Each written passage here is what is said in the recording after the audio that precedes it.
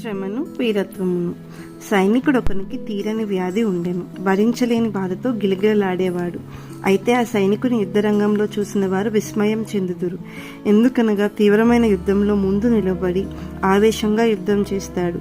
ఎక్కువ మంది శత్రువులను నరికివేసేవాడు. మరణంకు భయపడక శత్రువులు సైన్యంలో జొరపడి యుద్ధము చేయు అతని పద్ధతిని చూసిన తోటి సైనికులు బలము పొందేవారు.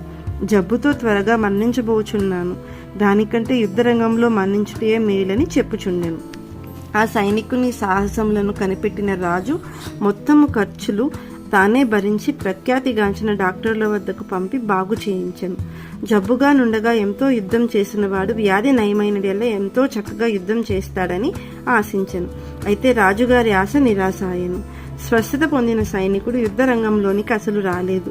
వ్యాధి యొక్క తీవ్రతను భరించలేక వేదనను మరచుటకు ఆవేశంగా యుద్ధము చేసి తిని, ఇప్పుడు నాకు జబ్బు లేదు, నా జీవితంను పణముగా పెట్టి యుద్ధం ఎందుకు చేయాలి అని సైనికుడు చెప్పాను.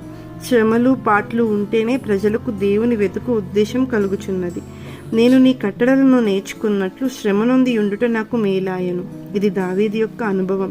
కీర్తనలో 119:71. శ్రమలు కలుగక మునిపే నేను త్రోవ తప్పి తిని, ఇప్పుడు నీ వాక్యం అనుసరించి నడుచుకొనుచున్నాను. కీర్తనలు 119:67.